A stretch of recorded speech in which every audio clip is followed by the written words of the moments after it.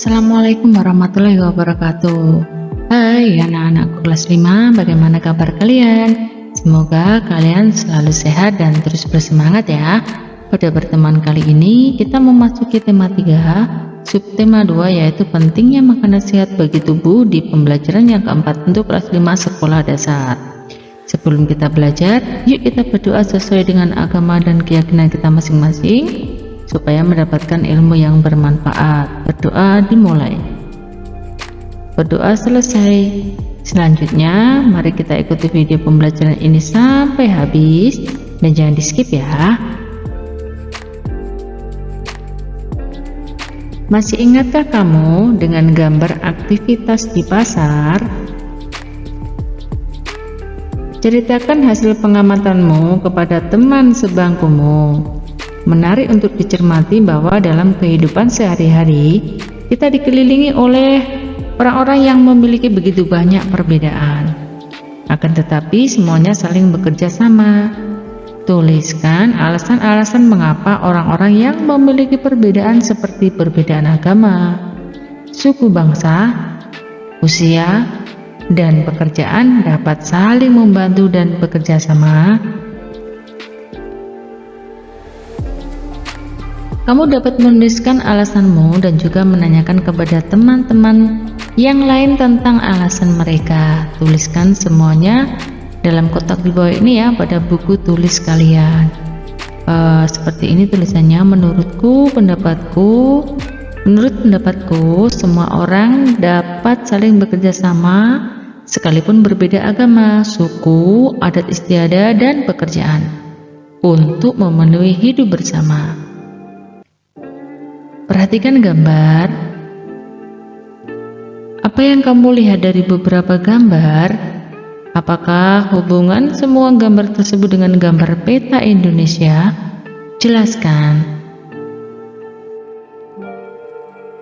Anak-anak, bangsa Indonesia memiliki sebuah semboyan yang luar biasa, yakni Bhinneka Tunggal Ika. Bhinneka Tunggal Ika memiliki arti berbeda-beda tetapi tetap satu tujuan. Bahwasanya sekalipun di Indonesia terdapat begitu banyak suku, agama, ras, adat istiadat, bahasa, dan lain-lain, semuanya bersatu sebagai saudara sebangsa dan setanah air.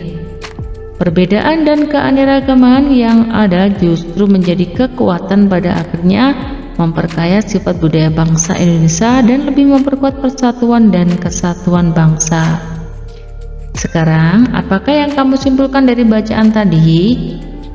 Beri contoh kegiatan yang dapat kita lakukan untuk mungkin sudah kamu lakukan untuk mendukung keberagaman sosial di lingkungan sekolah. Anak-anak, dengan keberagaman manusia dapat saling bekerja sama bahu-membahu untuk memenuhi kebutuhan hidup secara ekonomi, sosial, maupun budaya. Beragam profesi pun berkembang dan mendukung pemenuhan kebutuhan hidup. Bahasa Indonesia yang dipergunakan juga merupakan satu contoh hal yang menjembatani perbedaan sosial budaya yang terdapat dalam masyarakat Indonesia. Amatilah gambar di bawah ini.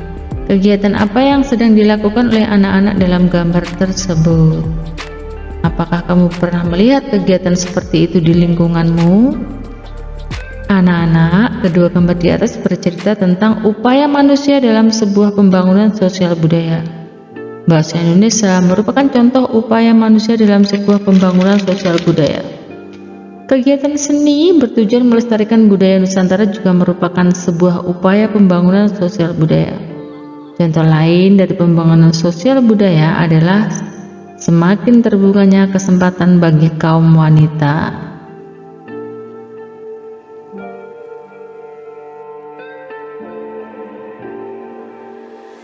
untuk bersekolah. Kaum wanita bersekolah untuk menuntut ilmu setinggi mungkin, karena kalau zaman dahulu wanita itu tidak boleh sekolah. Selanjutnya, masih banyak contoh pembangunan sosial budaya yang ada di sekitar kita. Amatilah, tentukan contoh upaya manusia dalam pembangunan sosial. Nah, di sini buatlah laporan pengamatan sederhana, judul, tujuan, tempatnya di mana, tanggalnya kapan, hasilnya apa, kesimpulannya bagaimana. Di sini ada percakapan antara Benny dan Siti. Kalau kamu, apa contoh yang dapat kamu berikan tentang pengembangan sosial budaya, Ben? Menurutku, acara kuliner Nusantara yang sering diadakan di lingkungan sekitar kita merupakan contoh pembangunan sosial budaya. Dengan begini, kita dapat melestarikan makanan khas daerah.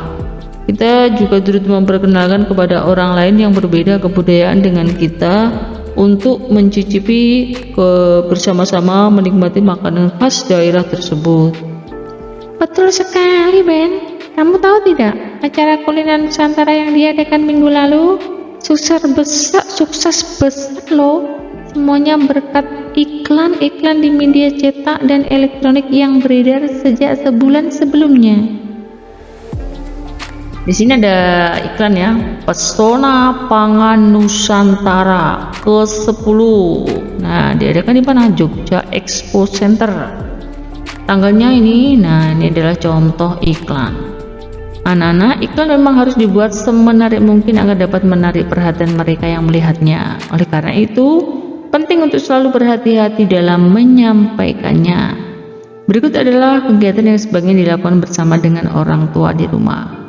Amati 2 buah iklan televisi, tulis kata kunci iklan tersebut. Diskusikan dengan teman keesokan harinya tentang iklan dan kata kunci yang kalian temukan. Iklan 1, iklan 2, kata kuncinya apa? Selanjutnya bacalah percakapan di bawah ini ya, percakapan antara Siti Udin Dayu.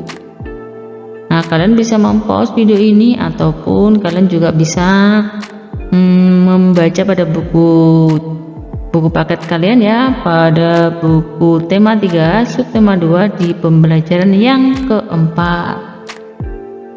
Di sini ada kata yang baru ya, ada infused water atau spa water. Dalam bahasa Indonesia disebut dengan air infus, sedang menjadi tren kesehatan yang baru di luar negeri. Kini air infus juga merebak sampai di Indonesia.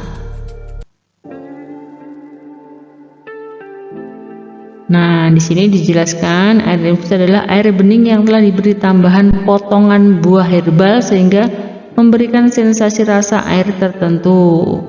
Air infus bermanfaat bagi kesehatan. Secara teknis, air infus dibuat dengan memasukkan irisan buah-buahan ke dalam air putih, kemudian didiamkan beberapa jam sampai sari buahnya keluar dan air akan berubah rasanya. Namun, jangan hanya ikut-ikutan ya. Kenali dahulu manfaat dari bahan-bahan yang dimasukkan ke dalam air dalam botol tersebut. Dengan mengenalinya, maka kalian akan mendapatkan manfaat yang lebih banyak sesuai dengan kebutuhan. Kalian juga bisa membuatnya ya dengan cara di sini bahan-bahannya kalian siapkan 1,5 sendok makan perasan jeruk nipis, setengah jeruk lemon, setengah timun diiris-iris, 4 lembar daun mint bila ada, setengah liter air putih. Caranya bagaimana? Jeruk nipis diperas, disisihkan sebanyak 1,5 sendok. Jeruk lemon dibelah 2 dan diperas. Masukkan semuanya bahan ke dalam botol kaca berukuran 1 liter. Ditutup rapat, didiamkan di lemari es ya semalaman. Minuman berenergi siap dikonsumsi keesokan harinya.